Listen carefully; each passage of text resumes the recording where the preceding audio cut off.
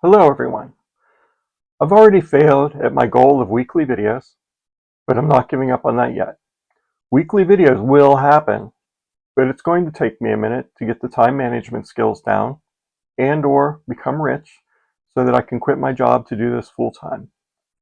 Also, when it comes to filming time, my anxious introvert side kicks in, and watching some Night of the Seven Kingdoms starts to sound like an amazing idea. But here we are, and I'm ready to make video 3. This one won't be quite as timely as the last one, since the material I'm going to cover was 534 years ago. Perhaps those events don't have a direct connection to events of today, but there is absolutely a connection. Since this channel is going to be using history to explore current events, I thought it important to cover the history of our country from the beginning. Not exactly the beginning, since there were people living on the land that we call our country before Europeans got here, but the beginning of the part of history that eventually led to Donald Trump.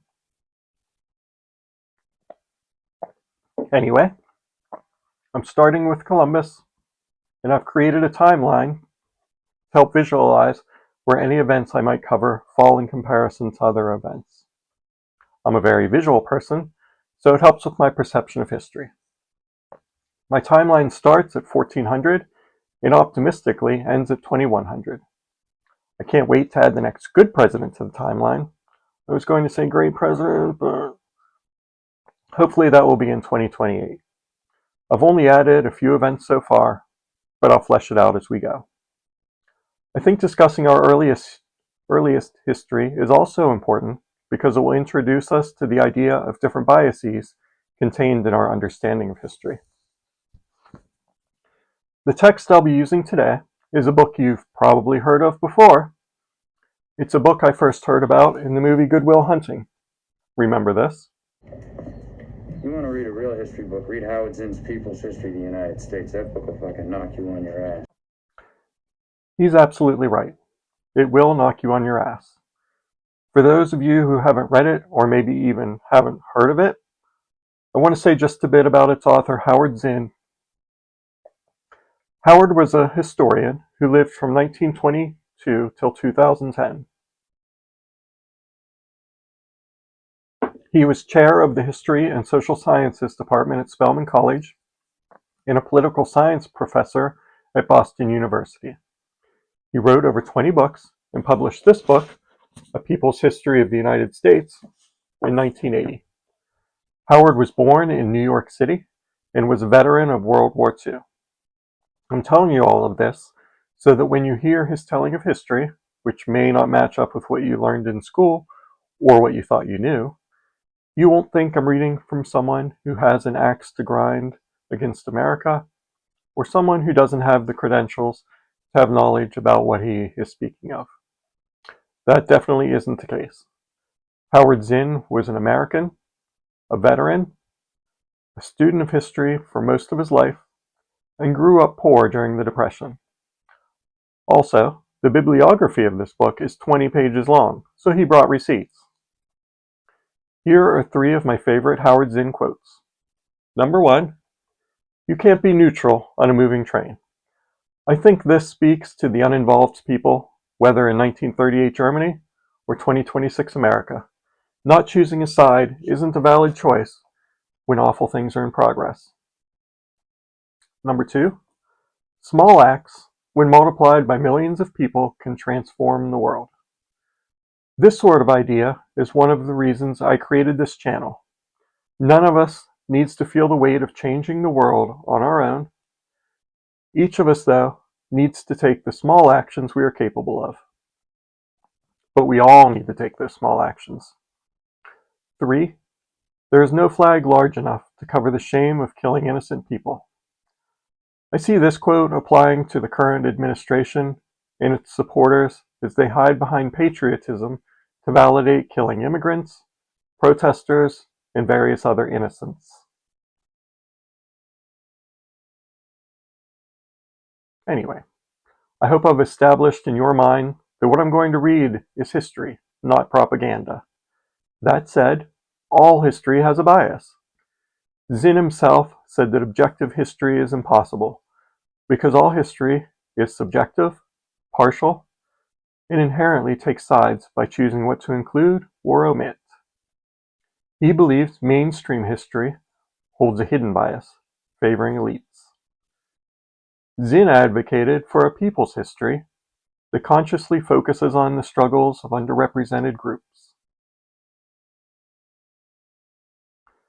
In other words, if we hear the history of Columbus's voyage to America from the viewpoint of Columbus, it would be much different than one from the viewpoint of the residents of the islands where he first landed.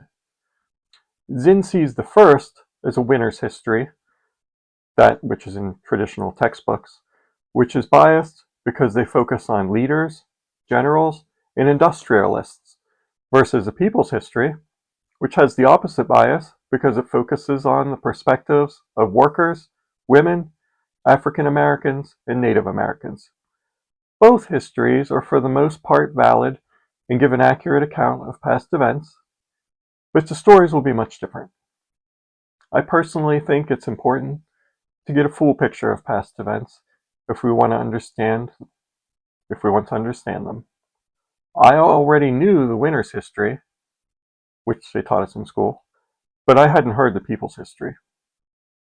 Anyway, with no further explanation, I'm going to tell you Howard Zinn's story of the early European explorers and what they did when they landed in the already occupied lands that are now the Americas. I found much of this surprising and illuminating. I knew Columbus wasn't the hero I learned about in elementary school, where they gave us coloring pages on Columbus Day depicting a friendly relationship between Columbus and the natives he encountered. But I didn't realize to what extent he mistreated them either. Here goes. Okay, here starts the unscripted part of this video, and I'm going to start by showing you what I have on the timeline so far. As I said, it starts in 1400. First thing I've added is Columbus and crew landing in the Bahamas in 1492, as you all know. And here's a whole bunch that I have not filled in yet. And then we have 1776, when we signed the Declaration of Independence, and 1789, when George Washington is inaugurated. And then one of the more important events, June 17th, 1972, the day the Badlands Creator was born. And then we have the infamous day when Donald Trump was first inaugurated. And there's when I hope the next good president will be inaugurated. Out to 2100. Who knows what will happen by then. Okay, now we're to the part where I'm going to read to you from the book I mentioned earlier. We're starting with chapter 1, Columbus, the Indians, and Human Progress. Arawak men and women, naked, tawny, and full of wonder, emerged from their villages onto the island's beaches and swam out to get a closer look at the strange big boat. When Columbus and his sailors came ashore carrying swords, speaking oddly, the Arawaks ran to greet them, brought them food, water, gifts. He later wrote of this in his log. They brought us parrots and balls of cotton and spears and many other things, which they exchanged for the glass beads and hawksbells. They willingly traded everything they owned. They were well built, with good bodies and handsome features. They do not bear arms and do not know them, for I showed them a sword. They took it by the edge and cut themselves out of ignorance. They have no iron, their spears are made of cane. They would make fine servants. With 50 men we could subjugate them all and make them do whatever we want. So his instinct right off the bat was to subjugate them and make them slaves. Who does that? It makes me start to wonder if people are just kind of inherently evil, or is it just the people who end up in powerful positions like Columbus that are awful, or Trump? I think that's one connection that I saw when I was reading this chapter. People can be awful. And I know they weren't all awful then. You'll see later in this chapter that there were some good people who saw what was going on and thought it was horrible, like we would. But Columbus and some of the other early explorers just treated these people horribly. And we see that throughout history, the colonization of the Congo and other African areas, what we do to the Native Americans, it's just crazy. These Arawaks of the Bahama Islands were much like Indians on the mainland, who were remarkable, European observers were to say again and again, for their hospitality, their belief in sharing.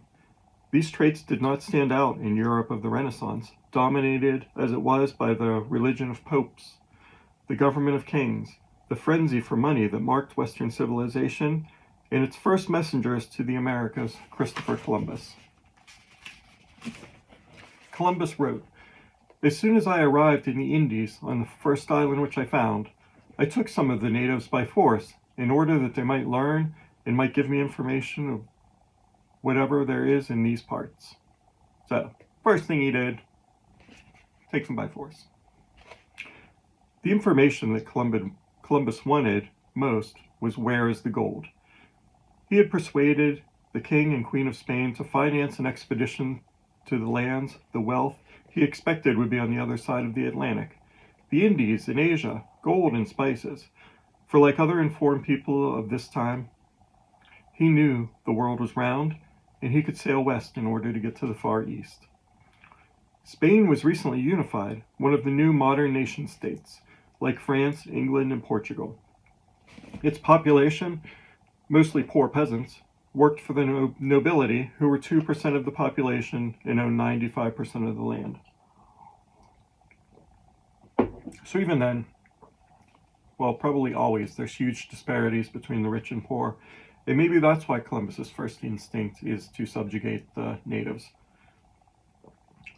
Where he came from was mostly poor peasants who worked for the nobility. So maybe his instinct was just, if you're rich, you subjugate the poor. Spain had tied itself to the Catholic Church, expelled all the Jews, driven out the Moors. Like other states of the modern world, Spain sought gold, which was becoming the new mark of wealth, more useful than land because it could buy anything. Once again, carbon of Trump, they drove out the Moors and the Jews. So anyone who doesn't look like them, they drove out, and they're looking for freaking gold, just like Trump.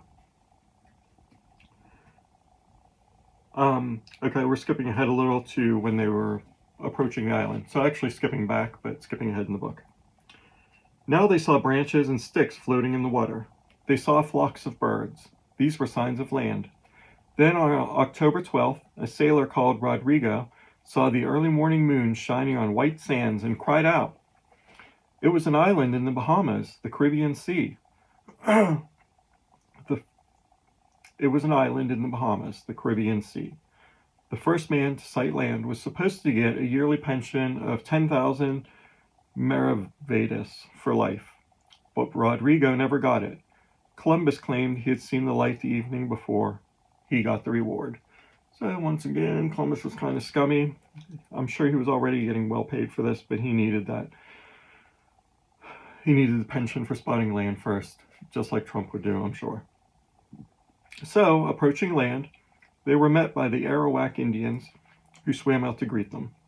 The Arawaks lived in village communities, had a developed agriculture of corn, yams, cassava. They could spin and weave, but they had no horses or work animals. They had no iron, but they wore tiny gold ornaments in their ears. This was to have enormous consequences. It led Columbus to take some of them aboard ship as prisoners because he insisted that they guide him to the source of the gold. He then sailed to what is now Cuba, then to Hispaniola, the island which today consists of Haiti and the Dominican Republic. There, bits of visible gold in the rivers and a gold mask presented to Columbus by a local Indian chief led to wild visions of gold fields. On Hispaniola, and sorry if I'm saying that wrong, but I've only read this book, I haven't heard these words, so I'm guessing at them. Out of timbers from the Santa Maria, which had run aground, Columbus built a fort, the first European military base in the Western Hemisphere. So, second thing he does, breaks down one of his boats and turns it into a military fort. He called it Navidad, Christmas, and left 39 crew members there with instructions to find and store the gold. He took more Indian prisoners and put them aboard his two remaining ships. At one part of the island, he got into a fight with Indians who refused to trade as many bows and arrows as he and his men wanted. 2 were run through with swords and bled to death. Then the Nina and Pinta set sail for the Azores and Spain. When the weather turned cold, the Indian prisoners began to die. Columbus's report to the court in Madrid was extravagant. The Indians, Columbus reported, are so naive and so free with their possessions that no one who has not witnessed them would believe it. When you ask for something they have, they never say no. To the contrary, they offer to share with anyone. He concluded his report by asking for a little help from their majesties, and in return he would bring them from his next voyage as much gold as they need, and as many slaves as they ask. Because of Columbus's exaggerated report and promises, his second expedition was given 17 ships and more than 1,200 men. I didn't hear about that part in grade school. I don't know if you did. The aim was clear: slaves and gold. Now, from his base on Haiti, Columbus sent expedition after expedition into the interior. They found no gold fields, but had to fill up the ships returning to Spain with some kind of dividend. In the year 1495, they went on a great slave raid, rounded up 1,500 Arawak men, women, and children, and put them in pens guarded by Spaniards and dogs, then picked the 500 best specimens to load onto ships. Of those 500, 200 died en route. The rest arrived alive in Spain and were put up for sale by the archdeacon of the town, who reported that although the slaves were naked as the day they were born, they showed no more embarrassment than animals. Columbus later wrote, "Let us, in the name of the Holy Trinity, go on sending all the slaves that can be sold." But too many of the slaves died in captivity, and so Columbus, desperate to pay back dividends to those who had invested, had to make good his promise to fill the ships with gold. In the province of Chacao, on Haiti, where he and his men imagined huge gold fields to exist, they ordered all persons 14 years or older to collect a certain quantity of gold every 3 months. When they brought it, they were given copper tokens to hang around their necks. Indians found without a copper token had their hands cut off and bled to death. Like, oh my God, we're just cutting people's hands off who don't collect enough gold. The Indians had been given an impossible task. The only gold around was bits of dust garnered from the streams. So they fled, were hunted down with dogs, and were killed. Trying to put together an army of resistance, the Arawaks faced Spaniards who had armor, muskets, swords, horses. When the Spaniards took prisoners, they hanged them or burned them to death. Among the Arawaks, mass suicides began with cassava poison. Infants were killed to save them from the Spaniards. In 2 years, through murder, mutilation, or suicide, half of the 250,000 Indians on Haiti were dead. Like, how crazy is that? We see I don't like to call them ICE, we see the Trump secret police mistreating people now, putting 5-year-olds in prison camps, and we think about how evil they are. And they are evil, don't get me wrong. But they killed half the population of Haiti, and they were cutting people's hands off. And they were hanging people and burning them alive, which is no worse way to die than that, I don't think. I haven't experienced it myself, but I've heard that burning to death sucks. When it became clear that there was no gold left, the Indians were taken as slave labor on huge estates known later as, here we go, tough word here, encomiendas. Encomiendas. Feel free to pronounce that at home. They were worked at a ferocious pace and died by the thousands. By the year 1515, there were perhaps 50,000 Indians left. By 1550, there were 500. A report of the year 1650 shows none of the original Arawaks or their descendants left on the island. So, in 1492, in, I don't know, like 150 years, they wiped out the entire island. It's crazy. And once again, I don't want you to think that the sources of this book aren't valid. So here's where he covers that. The chief source, and the chief source, and, on many matters, the only source of information about what happened on the islands after Columbus came, is Bartolome. I know that one, Bartolome. De las Casas, who as a young priest participated in the conquest of Cuba. So, valid source, like he says, sometimes the only source other than what we read from Columbus's own journals. But I think a young priest who was helping in the process is an awesome source. All right, skipping ahead a bit, because this is a long chapter, and I know you don't want me to read you the whole thing. Las Casas tells how the Spaniards grew more conceited every day, and after a while refused to walk any distance. They rode the backs of Indians if they were in a hurry, or were carried on hammocks by Indians running in relays. In this case, they also had Indians carry large leaves to shade them from the sun, and others to fan them with goose wings. Like, what the fuck are we doing here? Total control led to total cruelty. The Spaniards thought nothing of knifing Indians by 10s and 20s, and of cutting slices off them to test the sharpness of their blades. Las Casas tells how 2 of these so-called Christians met 2 Indian boys one day, each carrying a parrot. They took the parrots and for fun beheaded the boys. So once again, religion. Where was that? 2 of these so-called Christians. So religious people who have no scruples or morals whatsoever. And the cruelty of just cutting off kids' heads for no good reason is just crazy. Is this what we are as humans? I feel like many of us are so much better. This priest seemed like he was way better, at least. When he arrived on Hispaniola in 1508, Las Casas says there were 60,000 people living on the island, including the Indians, so that from 1494 to 1508, over 3 million people had perished from war, slavery, and the mines. Who in future generations will believe this? I myself, writing as a knowledgeable eyewitness, can hardly believe it.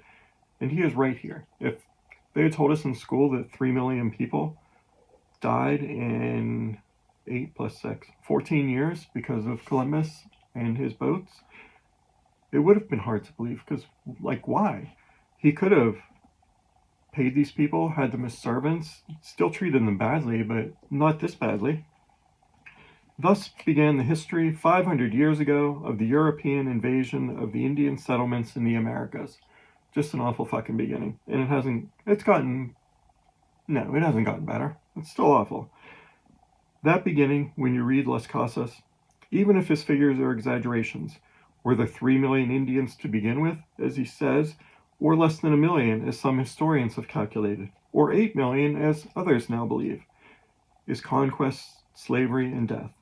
When we read the history books given to children in the United States, it all starts with heroic adventure. There's no bloodshed, and Columbus Day is a celebration. So when the conservatives claim about taking their hero away and adding Indigenous Peoples Day rather than just Columbus Day, it's absolutely the right thing to do to have Indigenous People Day. We freaking destroyed them. Not entirely we, because it was 500 years ago, but Europeans.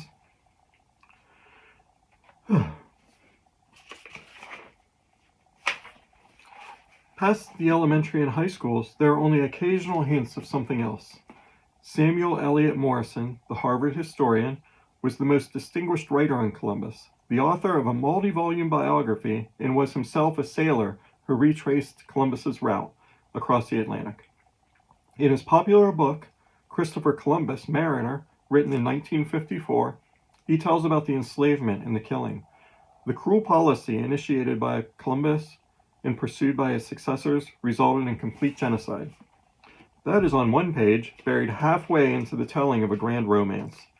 In the book's last paragraph, Morison sums up his view of Columbus. He had his faults and his defects. I thought it was going to be deficits. Let me start that paragraph over. He had his faults and defects, but they were largely the defects of the qualities that made him great. His indomitable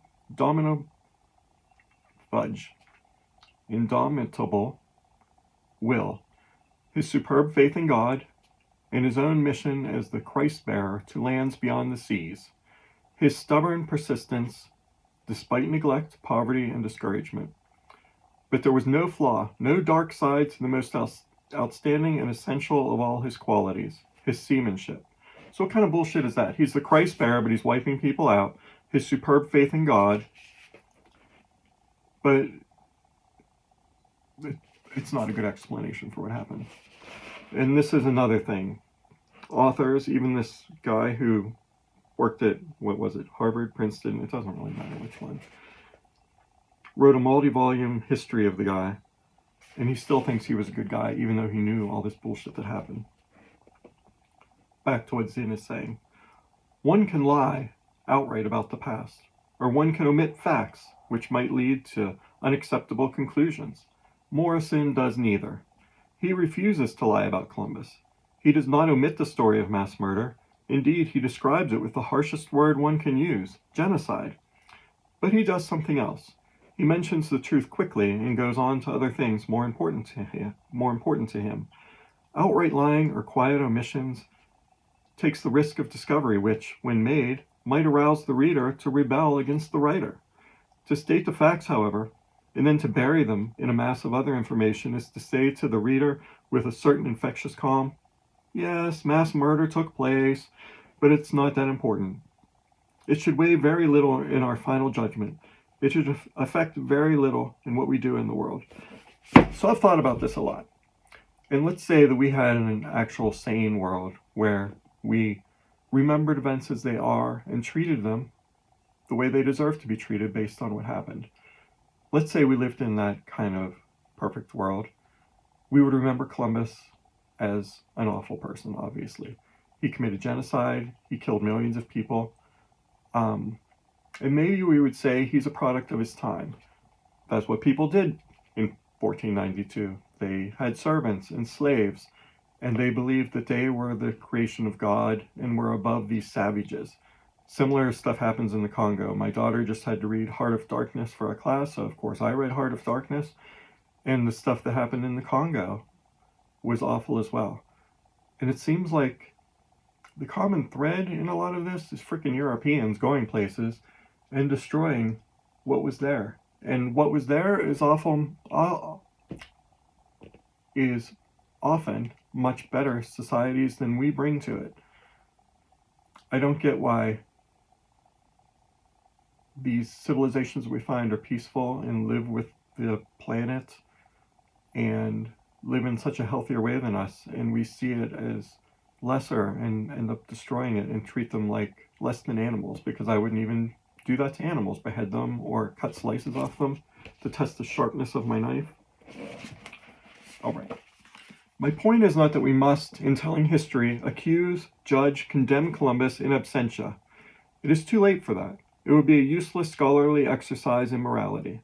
But the easy acceptance of atrocities as a deplorable but necessary price to pay for progress, parenthesis, Hiroshima in Vietnam to save Western civilization, Kronstadt in Hungary to save socialism, nuclear proliferation to save us all, end parenthesis, that is still with us. One reason these atrocities are still with us is that we have learned to bury them in a mass of other facts, as radioactive wastes are buried in containers in the earth. We have learned to give them exactly the same proportion of attention that teachers and writers often give them in the most respectable of classrooms and textbooks. This learned sense of moral proportion, coming from the apparent objectivity of the scholar, is accepted more easily than when it comes from politicians at press conferences. It is therefore more deadly. The treatment of heroes, Columbus, and their victims, the Arawaks, the quiet acceptance of conquest and murder in the name of progress is only one aspect of a certain approach to history in which the past is told from the point of view of governments, conquerors, diplomats, leaders. It is as if they, like Columbus, deserve universal acceptance, as if they, the founding fathers, Jackson, Lincoln, Wilson, Roosevelt, Kennedy, the leading members of Congress, the famous justices of the Supreme Court, represent the nation as a whole. The pretense is that there really is such a thing as the United States, subject to occasional conflicts and quarrels, but fundamentally a community of people with common interests. It is as if there really is a national interest represented in the Constitution, in territorial expansion, in the laws passed by Congress, the decisions of the courts, the development of capitalism, the culture of education, and the mass media. Was all this bloodshed and deceit, from Columbus to Cortez, Pizarro, the Puritans? You can thank me now for skipping some of the Cortez Pizarro stuff, because we would be here until next week if I read the entire chapter. A necessity for the human race to progress from savagery to civilization? Was Morrison right in burying the story of genocide inside a more important story of human progress? Perhaps a persuasive argument can be made, as it was by Stalin when he killed peasants for industrial progress in the Soviet Union, as it was made by Churchill explaining the bombings of Dresden and Hamburg, and Truman explaining Hiroshima. Well, that was an awful thing. But how can the judgment be made if the benefits and losses cannot be balanced because the losses are either unmentioned or mentioned quickly? That quick disposal might be acceptable, parenthesis, unfortunate, yes, but it had to be done, parenthesis, to the middle and upper class of the conquering and advanced countries. But is it acceptable to the poor of Asia, Africa, Latin America, or the prisoners in Soviet labor camps, or the blacks in urban ghettos, or the Indians on reservations, to the victims of that progress which benefits a privileged minority in the world? Was it acceptable, or just inescapable, to the miners and railroaders of America, the factory hands, the men and women who died by the hundreds of thousands from accidents or sickness, where they worked or where they lived, casualties of progress? And even the privileged minority, must it not reconsider, with that practicality which even privilege cannot abolish, the value of its privileges when they become threatened by the anger of the sacrificed, whether in organized rebellion, unorganized riot, or simply those brutal individual acts of desperation labeled crimes by law and state. Howard Zinn was awesome. It's sad that he died 15 years ago, but he had a good life. What did people in Spain get out of all that death and brutality visited on the Indians of the Americas? For a brief period in history, there was the glory of a Spanish empire in the Western Hemisphere, as Hans Koning summed it up in his book Columbus, His Enterprise. For all the gold and silver stolen and shipped to Spain did not make the Spanish people richer. It gave their kings an edge in the balance of power for a time, a chance to hire more mercenary soldiers for their wars. They ended up losing those wars anyway, and all that was left was a deadly inflation, a starving population, the rich richer, the poor poorer, and the ruined peasant class. Beyond all that, how certain are we that what was destroyed was inferior? Who were those people who came out on the beach and swam to bring presents to Columbus and his crew? Who watched Cortez and Pizarro ride through their countryside? Who peered out of forests at the first white settlers of Virginia and Massachusetts?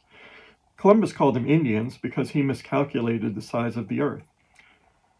In this book, we too call them Indians, with some reluctance, because it happens too often that people are saddled with names given them by their conquerors. And yet there is some reason to call them Indians, because they did come perhaps 25,000 years ago from Asia, across the land bridge of the Bering Straits, later to disappear underwater, to Alaska. Then they moved southward, seeking warmth inland in a trek lasting thousands of years that took them into North America, then Central and South America. In Nicaragua, Brazil, and Ecuador, their petrified footprints can still be seen, along with the prints of bison, who disappeared about 5,000 years ago. So they must have reached South America at least that far back. Widely dispersed over the great landmass of the Americas, they numbered approximately 75 million by the time Columbus came, perhaps 25 million in North America. Responding to the different environments of soil and climate, they developed hundreds of different tribal cultures, perhaps 2,000 different languages. They perfected the art of agriculture and figured out how to grow corn, which cannot grow by itself and must be planted, cultivated, fertilized, harvested, husked, and shelled. They ingeniously developed a variety of other vegetables and fruits, as well as peanuts and chocolate and tobacco and rubber. I mean, any civilization that figured out chocolate deserves a place in history and not to be destroyed. On their own, the Indians were engaged in the great agricultural revolution that other peoples in Asia, Europe, Africa were going through at about the same time. So they hadn't caught up to us in technology yet, but they were sure better people, it seems like. And that doesn't make them lesser or savages, it just means that they were in a different place in time. In the villages of the Iroquois, land was owned in common and worked in common. Hunting was done together, and the catch was divided among the members of the village. Houses were considered common property and were shared by several families. The concept of private ownership of land and homes was foreign to the Iroquois, so they were the earliest socialists. Yay! A French Jesuit priest who encountered them in the 1650s wrote, "No poorhouses are needed among them, because they are neither mendicants nor paupers. Their kindness, humanity, and courtesy not only makes them liberal with what they have, but causes them to possess hardly anything except in common." Women were important and respected in Iroquois society. Families were matrilineal. That is, the family line went down through the female members, whose husbands joined the family, while sons who married then joined their wives' families. Each extended family lived in a longhouse. When a woman wanted a divorce, she set her husband things outside the door. So, to the left, to the left. But, yes, they let women run things. The men didn't run things just because they were bigger. Children in Iroquois society, while taught the cultural heritage of their people in solidarity with the tribe, were also taught to be independent, not to submit to overbearing authority. They were taught equality in status and the sharing of possessions. The Iroquois did not use harsh punishment on children. They did not insist on early weaning or early toilet training, but gradually allowed the children to learn self-care.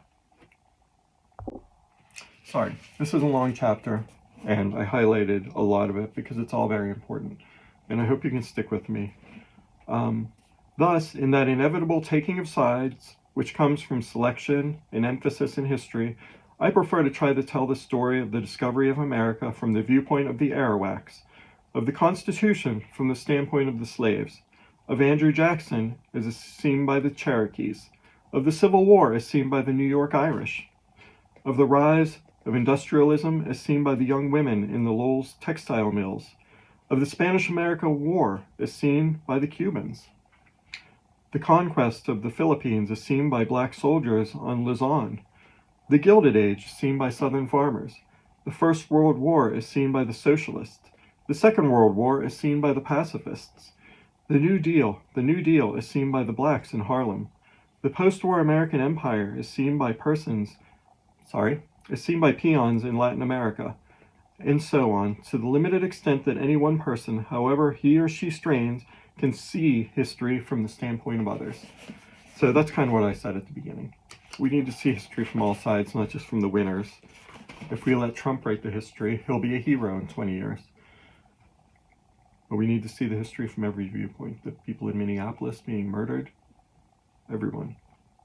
If history is to be creative, to anticipate a possible future without denying the past, it should, I believe, emphasize new possibilities by disclosing those hidden episodes of the past when, even if in brief flashes, people showed their ability to resist, to join together, occasionally to win. I am supporting, or perhaps only hoping, that our future may be found in the past's fugitive moments of compassion rather than in its solid centuries of warfare. I love that paragraph because what I'm seeing is, to learn from history, we can't just hear the Columbus side of it. We have to hear from all sides. Because to recognize what's happening now, we can't just watch what they're showing us on the news. We have to see what's happening from the people of Portland, in Minneapolis, in Washington, D.C. We would never see most of that stuff otherwise. And we're so lucky we have cell phones now. Imagine if the Arawaks had cell phones and some sort of social media where they could have showed what was happening. Things would have happened much differently. And I think that's part of the reason that, I think what I'm saying is, I think Trump is as evil as Columbus was, that these things would have been happening. But Trump can't be as outrightly evil. He can't cut off people's hands, because if somebody would video it, we would see it on social media, and then we would seriously get fired up. The only people who really understand what's happening right now, though, the people who are against Trump, are the only ones reacting in the appropriate way, I think, because the people watching Fox News aren't seeing the most extreme things. They're hearing a sanitized description of what is happening, and it just doesn't work. All right, skipping ahead a little bit again. When the Pilgrims came to New England, they too were coming not to vacant land, but to territory inhabited by tribes of Indians. Oh yay, we're skipping ahead to the Pilgrims. The governor of the Massachusetts Bay Colony, John Winthrop, created the excuse to take Indian land by declaring the area legally a vacuum. So John Winthrop was like, well, there's nobody here, so we can take this land. Well, obviously there were people there. The Indians, he said, had not subdued the land, and therefore had only a natural right to it, but not a civil right. A natural right did not have legal standing. So once again, Winthrop thinks because they're not using the land to its full extent, in other words, maybe destroying it a little and building on it, and they have to subdue the land to use it. They can't just live with it like the natives were. It's so freaking annoying. The Puritans also appealed to the Bible. Psalms 2:8. Oh yeah, they used the Bible. What do you know? Ask of me, and I shall give thee the heathen for thine inheritance, and the uttermost parts of the earth for thy possession. And to justify their use of force to take the land, they cited Romans 13:2. Whosoever, therefore, resisteth the power, resisteth the ordinance of God, and they that resist shall receive to themselves damnation. So you can't resist. Oh, I didn't realize that was a rule. We're almost done. In 1635, Maryland Indians responded to the governor's demand that if any of them killed an Englishman, the guilty one would be delivered up for punishment according to English law. The Indians said, "It is the manner amongst us Indians that if any such accident happen," sorry, there's some odd spellings here, "we do redeem the life of a man that is so slain with 100 arms length of beads, and since that you are here, strangers, and come into our country, you should rather conform yourselves to the customs of our country than impose yours upon us." Wow, wouldn't that be nice? So Columbus and his successors were not coming into an empty wilderness, but into a world which in some places was as densely populated as Europe itself, where the culture was complex, where human relations were more egalitarian than in Europe, and where the relations among men, women, children, and nature were more beautifully worked out than perhaps any place in the world. That's the end of my highlighting, but I really want to read this last paragraph of the chapter. Perhaps there is some romantic mythology in that, but the evidence from European travelers in the 16th, 17th, and 18th centuries, put together recently by an American specialist on Indian life, William Brandon, is overwhelmingly supportive of much of that myth. Even allowing for the imperfection of myths, it is enough to make us question, for that time and ours, the excuse of progress in the annihilation of races, in the telling of history from the standpoint of the conquerors and leaders of Western civilization.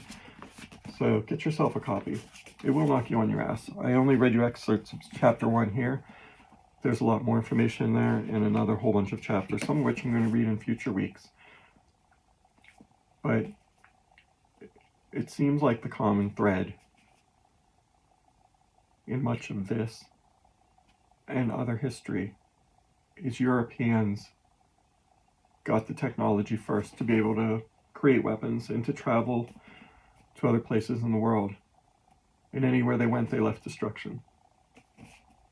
What would the world be like if they decided not to travel, if they stayed in their own lands and did what they wanted with those, conquered them or whatnot, and had just left these other civilizations to thrive and flourish and develop in however they would have developed on their own without European influence? And I'm sure the naysayers would say that eventually they would have developed the same way the Europeans did, as they became more technologically advanced. They would have ended up building cities and weapons just like we did. But I don't really see that there's proof in that. They were pretty advanced in their farming techniques in other ways, and they still decided to live with the land. And I think it would be a lovely world if each area had been allowed to develop on its own. And I kind of feel like if Europeans had stayed in Europe, Asians stayed in Asia, Africans stayed in Africa, etc., that the world would be a lot cooler place. The Europeans probably would have destroyed themselves eventually. And some of these other areas would have developed more technologies eventually, but I think they, based on evidence, would have done it in a more moral way. And I would rather live in that world than the one we're in at the moment. But hopefully we can bring that back around and learn from history and not keep repeating it over and over again. Have a great day.